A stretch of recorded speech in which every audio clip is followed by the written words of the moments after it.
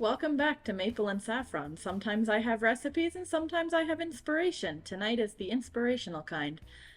I am making a chicken Caesar pasta salad because the weather is beautiful and I want something that's filling and delicious and checks all the boxes, and this does that. I will write a semi recipe for the Caesar dressing that I make.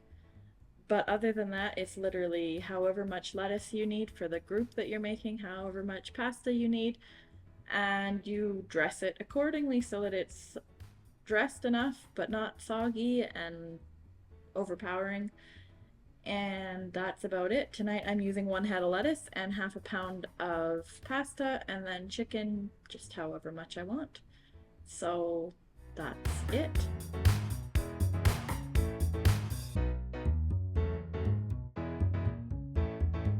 All right, so the lettuce is cut, and for the salad dressing, I typically do about 1 cup of mayo, and I know this is not like the traditional Caesar dressing, but it's just easy and fast. And if you make the mayo at home, then you know it's at least good ingredients and require sardines and all those fun things. So to your cup of mayo, you will add, I don't know, like start with about a teaspoon of fish sauce, and any recipe, or maybe not any, but majority of recipes that call for sardines, you can substitute fish sauce and it ends up having a very similar taste. So I'll start with maybe a teaspoon and a half for 1 cup. And then a teaspoon of Worcestershire, this one. And we need 1 clove of garlic.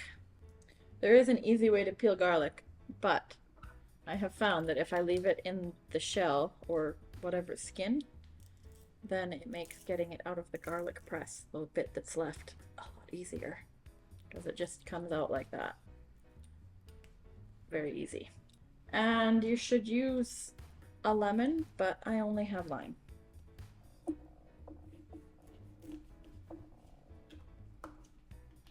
So the juice of half a lemon, preferably, but I only have lime, so that's gonna do tonight. And some mustard. About a teaspoon. Some pepper.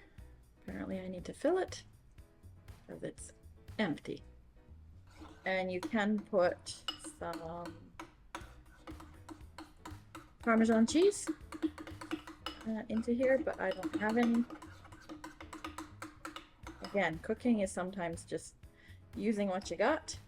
The recipe doesn't always follow the recipe, but still get pretty good food. A quick taste.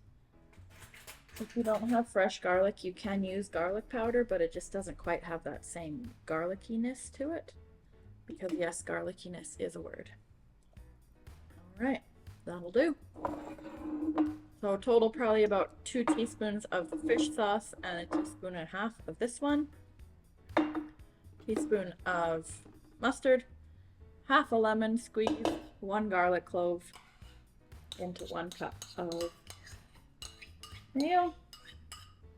And I had already cooked and cooled my half pound of pasta, and that's it.